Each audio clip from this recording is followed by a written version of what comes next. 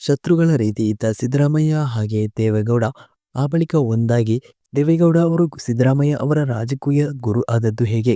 ಹಣಕಾಸು ಮಂತ್ರಿ ಹಾಗೆ ಡಿಸಿಎಂ ಆಗಲು ಸಿದ್ದರಾಮಯ್ಯ ಅವರಿಗೆ ಹೇಗೆ ಸಾಧ್ಯವಾಯಿತು? ಕೊನೆಗೂ ಸಿದ್ದರಾಮಯ್ಯ ಅವರು ಜೆಡಿಎಸ್ ಪಕ್ಷವನ್ನು ತೊರೆದದ್ದಾದ್ರೂ ಹೇಗೆ? ನಮಸ್ಕಾರ, ಇದು ನಾನು ಕನ್ನಡಿಗ ಹೊಸದೊಂದು ವಿಡಿಯೋಗೆ ಎಲ್ರಿಗೂ ಸ್ವಾಗತ. ಇವತ್ತಿನ ಈ ವಿಡಿಯೋ ಸಿದ್ದರಾಮಯ್ಯ ಅವರ ಜೀವನ ಚರಿತ್ರೆಯ 2ನೇ ಭಾಗ. ಹಾಗಾದ್ರೆ ಡೈರೆಕ್ಟ್ ಆಗಿ ಇವತ್ತಿನ ಈ ವಿಡಿಯೋವನ್ನು ಶುರು ಮಾಡುವ. ರಾಮಕೃಷ್ಣ ಹೆಗ್ಡೆ ಅವರು ಸಿಎಂ ಸ್ಥಾನಕ್ಕೆ ರಾಜೀನಾಮೆ ಕೊಟ್ಟ ಬಳಿಕ ಎಸ್.ಆರ್. ಬೊಮ್ಮಾಯಿ ಅವರು ಸಿಎಂ ಆಗಿ ಕಾರ್ಯನಿರ್ವಹಣೆ ಮಾಡ್ತಾರೆ. ಆ ಸಚಿವ ಸಂಪುಟದಲ್ಲಿ ಸಿದ್ದರಾಮಯ್ಯ ಅವರು ಸಾರಿಗೆ ಸಚಿವರಾಗಿ ನೇಮಕ ಕೂಡ ಆಗ್ತಾರೆ. ಆದ್ರೆ ಈ ಸರ್ಕಾರ ಕೂಡ ತುಂಬಾ ದಿನ ಇರಲಿಲ್ಲ.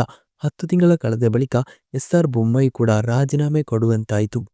1989ರಲ್ಲಿ ವಿ.ಪಿ. ಸಿಂಗ್ ಸೇರಿದಂತೆ ಹಲವಾರು ಮಂದಿ ಸೇರಿಕೊಂಡು ಜನತಾದಳ ಎನ್ನುವ ಹೊಸದಾದ ಪಕ್ಷವನ್ನು ಶುರು ಮಾಡಿದ್ರು. ಈ ಪಕ್ಷಕ್ಕೆ ಸಿದ್ದರಾಮಯ್ಯ ಅವರು ಕೂಡ ಸೇರಿಕೊಂಡ್ರು. ಸಿದ್ದರಾಮಯ್ಯ ಅವರು ಈ ಪಕ್ಷಕ್ಕೆ ಸೇರಿಕೊಂಡ ಸಂದರ್ಭದಲ್ಲಿ ದೇವೇಗೌಡ ಅವರು ಸೇರಿಕೊಂಡಿರಲಿಲ್ಲ. ದೇವೇಗೌಡ ಅವರು ಮತ್ತೊಂದು ಪಕ್ಷವಾಗಿದ್ದ ಜನತಾ ಪಾರ್ಟಿ ಜಯಪ್ರಕಾಶ್ ಬಣ ಆ ಪಕ್ಷಕ್ಕೆ ಸೇರಿಕೊಂಡು ಆ ಪಕ್ಷದ ರಾಜ್ಯಾಧ್ಯಕ್ಷರು ಕೂಡ ಆದ್ರು ದೇವೇಗೌಡರು. ಆವಾಗಲೇ 1989ರ ವಿಧಾನಸಭಾ ಚುನಾವಣೆ ಕೂಡ ಬಂತು. ಆ ಸಂದರ್ಭದಲ್ಲಿ ಚಾಮುಂಡೇಶ್ವರಿ ಕ್ಷೇತ್ರದಿಂದ ಸ್ಪರ್ಧಿಸಿದ್ದ ಸಿದ್ದರಾಮಯ್ಯ ಅವರು ಆ ಚುನಾವಣೆಯಲ್ಲಿ ಸೋಲನ್ನು ಕಂಡ್ರು. ಆದರೆ ಜನತಾದಳ ಆ ಸಂದರ್ಭದಲ್ಲಿ 24 ಸೀಟುಗಳನ್ನು ಪಡೆದುಕೊಂಡಿತ್ತು ಕರ್ನಾಟಕದಲ್ಲಿ. ಹಾಗೆ ದೇವೇಗೌಡ ಇದ್ದ ಜನತಾ ಪಾರ್ಟಿ ಜಯಪ್ರಕಾಶ್ ಬಣ 2 ಕ್ಷೇತ್ರವನ್ನು ಮಾತ್ರವೇ ಗೆಲ್ಲುವಲ್ಲಿ ಸಫಲವಾಯಿತು. ಆ ಸಂದರ್ಭದಲ್ಲಿ ಕಾಂಗ್ರೆಸ್ ಪಾರ್ಟಿ ಅತ್ಯಧಿಕ ಸೀಟ್ಗಳನ್ನು ಗೆಲ್ಲುವ ಮೂಲಕ ಸರ್ಕಾರವನ್ನು ಕೂಡ ರಚನೆ ಮಾಡಿತು.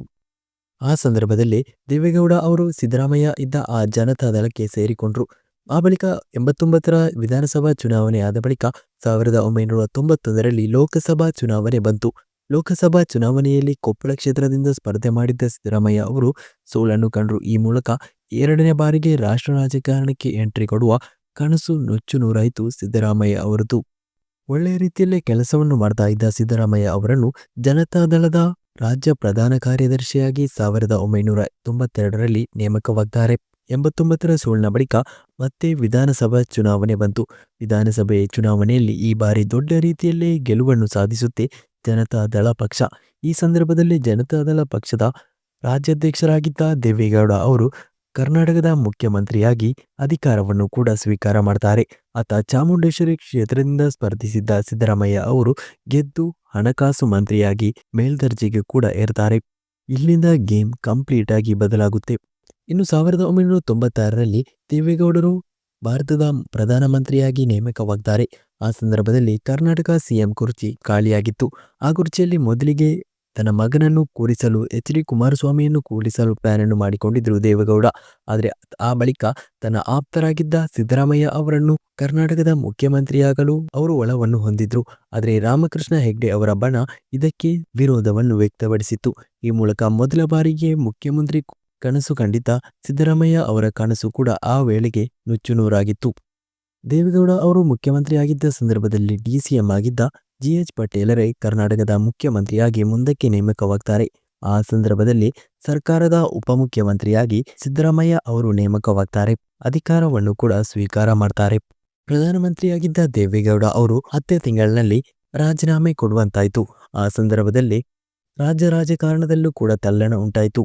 ಆ ಸಂದರ್ಭದಲ್ಲೇ ಆಗಿತ್ತು ರಾಮಕೃಷ್ಣ ಹೆಗ್ಡೆ ಅವರನ್ನು ಜನತಾದಳದಿಂದ ಉಚ್ಚಾಟನೆ ಮಾಡಿತ್ತು.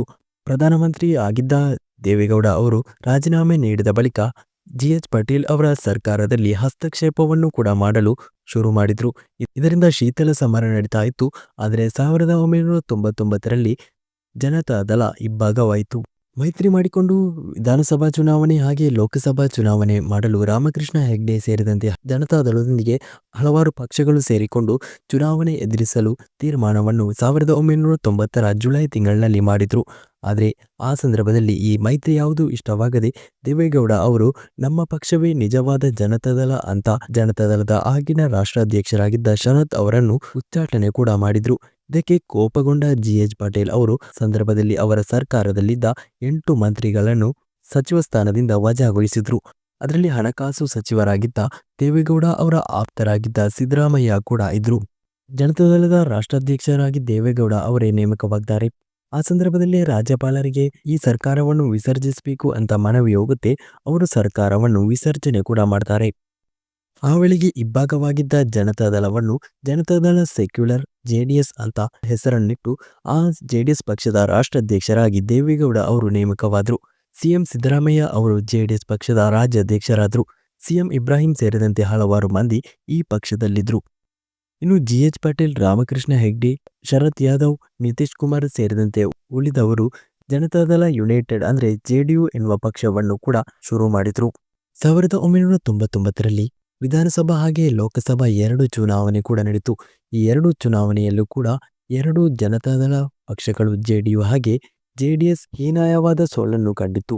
ದೇವೇಗೌಡ ಸಿದ್ದರಾಮಯ್ಯ ಅವರ ಜೆಡಿಎಸ್ 10 ಕ್ಷೇತ್ರವನ್ನು ಗೆದ್ರೆ ಜೆಡಿಯು ಪಕ್ಷ ವಿಧಾನಸಭಾ ಚುನಾವಣೆಯಲ್ಲಿ 18 ಸ್ಥಾನಗಳನ್ನು ಮಾತ್ರ ಗೆಲ್ಲುವಲ್ಲಿ ಸಫಲವಾಯಿತು. ಮತ್ತೆ ಎರಡನೇ ಬಾರಿಗೆ 1999ರ ಚುನಾವಣೆಯಲ್ಲಿ ಚಾಮುಂಡೇಶ್ವರಿ ಕ್ಷೇತ್ರದಿಂದ ಸಿದ್ದರಾಮಯ್ಯ ಅವರು ಸೋಲನ್ನು ಕೂಡ ಕಂಡರು. 1999ರಲ್ಲಿ ಜನತಾದಳ ಸೋತರೂ ಕೂಡ 2004ರಲ್ಲಿ ನಡೆದ ಮತ್ತೊಂದು ವಿಧಾನಸಭಾ ಚುನಾವಣೆಯಲ್ಲಿ ಯಾರಿಗೂ ಕೂಡ ಬಹುಮತ ದೊರೆತಿರಲಿಲ್ಲ. ಆ ಸಂದರ್ಭದಲ್ಲಿ ಜೆಡಿಎಸ್ ಹಾಗೆ ಕಾಂಗ್ರೆಸ್ ಮೈತ್ರಿ ಮಾಡಿಕೊಂಡು ಸಿಎಂ ಆಗಿ ಧರಮ್ ಸಿಂಗ್ ಅವರು ನೇಮಕವಾಗ್ತಾರೆ. ನಮಗೆ ಮುಖ್ಯಮಂತ್ರಿ ಸ್ಥಾನ ಬೇಡ, ಮುಖ್ಯಮಂತ್ರಿ ಸ್ಥಾನ ನೀವು ಇಟ್ಕೊಳ್ಳಿ, ಉಪಮುಖ್ಯಮಂತ್ರಿ ಸ್ಥಾನ ಮಾತ್ರ ನಮಗೆ ಸಾಕು ಅಂತ ದೇವೇಗೌಡ ಅವರು ಹೇಳಿದ್ದಾರೆ ಅಂತ ಆರೋಪ ಕೂಡ ಕೇಳಿ ಬಂದಿತ್ತು. ಯಾಕಂದ್ರೆ ಜೆಡಿಎಸ್ ಪಕ್ಷಕ್ಕೆ ತುಂಬಾ ರೀತಿಯಲ್ಲಿ ಹಲವಾರು ರೀತಿಯಲ್ಲಿ ದುಡಿದಿರುವ ಸಿದ್ದರಾಮಯ್ಯ ಅವರು ಆ ಪಕ್ಷದ ರಾಜ್ಯಾಧ್ಯಕ್ಷರಾಗಿ ಮುಂದೆ ಡಿಸಿಎಂ ಆಗಿ ಮುಂದೆ ಮುಖ್ಯಮಂತ್ರಿಯಾಗಿ ಮುಖ್ಯಮಂತ್ರಿ ಕುರ್ಚಿಯಲ್ಲಿ ಕೂರುವ ಅರ್ಹತೆಯನ್ನು ಹೊಂದಿದ್ರು. ಎಲ್ಲಾದರೂ ಮುಖ್ಯಮಂತ್ರಿ ಸ್ಥಾನವನ್ನು ಕೊಟ್ಟರೆ ಸಿದ್ದರಾಮಯ್ಯ ಅವರನ್ನೇ ಮಾಡಲೇಬೇಕಾಗಿ ಬರುತ್ತೆ ಅಂತ ಹೇಳಿ ಈ ರೀತಿ ಮುಖ್ಯಮಂತ್ರಿ ಸ್ಥಾನ ತಮಗೆ ಬೇಡ ಅಂತ ದೇವೇಗೌಡ ಅವರು ಹೇಳಿದ್ದಾರೆ ಎನ್ನುವ ಆರೋಪ ಕೂಡ ಕೇಳಿ ಬಂದಿತ್ತು. ಅಂದ್ರೆ ತಮ್ಮ ಮಕ್ಕಳಿಗೇನೆ ಮುಖ್ಯಮಂತ್ರಿ ಸ್ಥಾನ ಕೊಡುವುದು ಅಂತ ಮೊದಲಿಗೆನೆ ಉಪಾಯವನ್ನು ಮಾಡಿದ್ರು ದೇವೇಗೌಡರು ಅಂತ ಆರೋಪ ಕೂಡ ಇದೆ. ಧರ್ಮಸಿಂಗ್ ಸರ್ಕಾರದಲ್ಲಿ ಡಿಸಿಎಂ ಆಗಿದ್ದ ಸಿದ್ದರಾಮಯ್ಯ ಅವರಿಗೆ ಹಣಕಾಸು ಖಾತೆ ಕೂಡ ಸಿಗುತ್ತೆ. ಅಲ್ಲಿಂದ ಶುರುವಾಯಿತು ಜೆಡಿಎಸ್ನಲ್ಲಿ ಸಿದ್ದರಾಮಯ್ಯ ಹಾಗೆ ದೇವೇಗೌಡ ಅವರ ಯುದ್ಧ. 2005ರಲ್ಲಿ ಸಿದ್ದರಾಮಯ್ಯ ಅವರು ಅಲ್ಪಸಂಖ್ಯಾತರು, ಹಿಂದುಳಿದವರು, ದಲಿತರನ್ನು ಸೇರಿಸಿಕೊಂಡು ಅಹಿಂದ ಸಂಘಟನೆ ಹುಬ್ಬಳ್ಳಿಯಲ್ಲಿ ರ್ಯಾಲಿಯನ್ನು ಮಾಡಲು ತೀರ್ಮಾನವನ್ನು ಮಾಡ್ತಾರೆ. ಈ ಅಹಿಂದ ಸಮಾವೇಶದ ಎಲ್ಲ ಕೆಲಸಗಳು ಕೂಡ ಮುಕ್ತಾಯಗೊಳ್ಳುವ ಹಂತದಲ್ಲಿತ್ತು.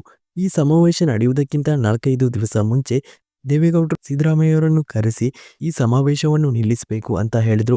ಆ ಸಂದರ್ಭದಲ್ಲಿ ಯಾಕೆ ನಿಲ್ಲಿಸಬೇಕು ಅಂತ ಸಿದ್ದರಾಮಯ್ಯ ಅವರು ಕೇಳಿದ ಸಂದರ್ಭದಲ್ಲಿ ತನಗೆ ಬೇಡದವರೆಲ್ಲ ಈ ಸಮಾವೇಶಕ್ಕೆ ಬರ್ತಿದ್ದಾರೆ ಅಂತ ಹೇಳ್ತಾರಂತೆ ದೇವೇಗೌಡರು. ಆ ಸಂದರ್ಭದಲ್ಲಿ ಈ ಸಮಾವೇಶವನ್ನು ನಿಲ್ಲಿಸುವುದಕ್ಕೆ ಆಗಲ್ಲ, ಬೇಕಾದ್ರೆ ನೀವೇ ಬಂದು ಈ ಸಮಾವೇಶವನ್ನು ಉದ್ಘಾಟನೆ ಮಾಡಿ ಅಂತ ಸಿದ್ದರಾಮಯ್ಯ ಅವರು ಹೇಳ್ತಾರೆ. ಈ ಸಂದರ್ಭದಲ್ಲಿ ಕೋಪಗೊಂಡ ದೇವೇಗೌಡರು, ಎಲ್ಲಾದರೂ ನೀನು ಸಮಾವೇಶವನ್ನು ಮಾಡಿದ್ರೆ ಉಪಮುಖ್ಯಮಂತ್ರಿ ಸ್ಥಾನವನ್ನು ಕಳೆದುಕೊಳ್ಳಬೇಕಾಗಿ ಬರುತ್ತೆ ಅಂತ ಹೇಳ್ತಾರೆ. ಇದನ್ನೆಲ್ಲ ತಲೆಕೆಡಿಸಿಕೊಳ್ಳದ ಸಿದ್ದರಾಮಯ್ಯ ಅವರು ಹುಬ್ಬಳ್ಳಿಯಲ್ಲಿ ಅಹಿಂದ ಸಮಾವೇಶವನ್ನು ದೊಡ್ಡ ಮಟ್ಟಿನಲ್ಲಿ ಮಾಡ್ತಾರೆ. ಅದು ಯಶಸ್ವಿ ಕೂಡ ಆಗುತ್ತೆ. ಕಾಂಗ್ರೆಸ್ ಪಕ್ಷ ಕೂಡ ಸಪೋರ್ಟ್ ಅನ್ನು ಮಾಡಿತ್ತು ಎನ್ನುವ ಮಾಹಿತಿ ಕೂಡ ಇದೆ. ಇದಕ್ಕೆ ಕೋಪಗೊಂಡ ದೇವೇಗೌಡರು ಮೊದಲಿಗೆ ಸಿದ್ದರಾಮಯ್ಯ ಅವರ ಬಳಿದ್ದ ಶಾಸಕಾಂಗ ಪಕ್ಷದ ನಾಯಕ ಸ್ಥಾನದಿಂದ ಕೆಳಗೆ ಇಳಿಸಿದ್ರು. ಆ ಬಳಿಕ ಅವರೊಂದಿಗೆ ಸಿದ್ದರಾಮಯ್ಯ ಅವರ ಆಪ್ತರಾಗಿದ್ದ ಎಚ್.ಸಿ. ಮಹದೇವಪ್ಪ, ಸತೀಶ್ ಜಾರಕಿಹೊಳಿ ಅವರಲ್ಲಿ ಸಚಿವ ಸ್ಥಾನಕ್ಕೆ ರಾಜೀನಾಮೆ ಕೊಡಬೇಕು ಅಂತ ಹೇಳ್ತಾರೆ. ಆದರೆ ಅವರು ಯಾರು ರಾಜೀನಾಮೆಯನ್ನು ಕೊಟ್ಟಿರಲಿಲ್ಲ.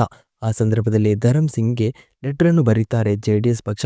ಸಿದ್ದರಾಮಯ್ಯ, ಸತೀಶ್ ಜಾರಕಿಹೊಳಿ, ಎಚ್.ಸಿ. ಮಹದೇವಪ್ಪ ಇವರು ಮೂವರನ್ನು ಸಚಿವ ಸ್ಥಾನದಿಂದ ವಜಾ ಮಾಡಬೇಕು ಅಂತ ಲೆಟರ್ ಹೋಗುತ್ತೆ. ಇದನ್ನು ಧರಮ್ ಸಿಂಗ್ ಅವರು ರಾಜ್ಯಪಾಲರಿಗೆ ಶಿಫಾರಸು ಮಾಡ್ತಾರೆ. ರಾಜ್ಯಪಾಲರು ಅವರನ್ನು ಸರ್ಕಾರದಿಂದ ವಜಾ ಮಾಡ್ತಾರೆ. ಆ ಸಂದರ್ಭದಲ್ಲಿ ದೇವೇಗೌಡರು ಸರ್ವಾಧಿಕಾರಿ ಹಿಟ್ಲರ್ ರೀತಿ ಅಂತಾರೆ ಸಿದ್ದರಾಮಯ್ಯ. ಆವಾಗ ಜೆಡಿಎಸ್ ಪಕ್ಷದಿಂದ ಸಿದ್ದರಾಮಯ್ಯ ಅವರ ಉಚ್ಚಾಟನೆಯಾಗುತ್ತೆ. ಯಾವ ಪಕ್ಷವನ್ನು ಸಿದ್ದರಾಮಯ್ಯ ಅವರು ದೇವೇಗೌಡರೊಂದಿಗೆ ಬೆಳೆಸಿದ್ರು ಆ ಪಕ್ಷದಿಂದಲೇ ಸಿದ್ದರಾಮಯ್ಯ ಅವರನ್ನು ಉಚ್ಚಾಟನೆ ಕೂಡ ಮಾಡ್ತಾರೆ. ಈ ಮೂಲಕ ದೇವೇಗೌಡ ಆದ ಬಳಿಕ ಜೆಡಿಎಸ್ನಲ್ಲಿ ಪ್ರಮುಖರಾಗಿದ್ದ ಸಿದ್ದರಾಮಯ್ಯ ಅವರು ಪಕ್ಷದಿಂದ ಉಚ್ಚಾಟನೆಯಾಗ್ತಾರೆ. ಈಗಾಗಲೇ ದೇವೇಗೌಡರು ತನ್ನ ಮಗನಿಗಾಗಿ, ತನ್ನ ಮಗನ ಏಳಿಗೆಗಾಗಿ ಮುಖ್ಯಮಂತ್ರಿ ಸ್ಥಾನ ಆಗುವುದನ್ನು ತಪ್ಪಿಸಿದ್ರು. ಆವತ್ತು ರಾಜಕೀಯದಲ್ಲಿ ಬೆಳೆದು ಬರ್ತಾ ಇದ್ದ ಕುಮಾರಸ್ವಾಮಿ ಇರುವ ವೇಳೆಗೆ, ತನ್ನ ಮಗ ಇರುವ ವೇಳೆಗೆ ಜೆಡಿಎಸ್ ಪಕ್ಷದಲ್ಲಿ ಮುಖ್ಯಮಂತ್ರಿ ಸ್ಥಾನವನ್ನು ತನಗೆ ಕೊಡುವುದಕ್ಕೆ ದೇವೇಗೌಡ ಮುಂದೆ ಬರುವುದಕ್ಕೆ ಚಾನ್ಸ್ ಇಲ್ಲ ಅಂತ ಅನ್ನುವುದನ್ನು ಸಿದ್ದರಾಮಯ್ಯ ಅವರು ಗಮನದಲ್ಲಿಟ್ಟುಕೊಂಡಿದ್ರು. ಜೆಡಿಎಸ್ನಿಂದ ಉಚ್ಚಾಟನೆಯಾದ ಬಳಿಕ ಸಿದ್ದರಾಮಯ್ಯ ಅವರು ತನ್ನದೇ ಒಂದು ಪಕ್ಷವನ್ನು ಶುರು ಮಾಡ್ತಾರೆ. ಇದು ಹೆಚ್ಚಿನ ಮಂದಿಗೆ ಗೊತ್ತಿಲ್ಲದ ವಿಷಯವಾಗಿದೆ. ಅಖಿಲ ಭಾರತ ಪ್ರಗತಿಪರ ಜನತಾದಳ AIPD ಎನ್ನುವ ಪಕ್ಷವನ್ನು ಸಿದ್ದರಾಮಯ್ಯ ಅವರು ಹುಟ್ಟು ಹಾಕಿಕೊಳ್ತಾರೆ. ಈ ಪಕ್ಷವು ಮೊದಲು ಚುನಾವಣೆಗೆ ಸ್ಪರ್ಧಿಸಿದ್ದು ತಾಲೂಕು ಹಾಗೆ ಜಿಲ್ಲಾ ಪಂಚಾಯತ್ ಚುನಾವಣೆಗೆ.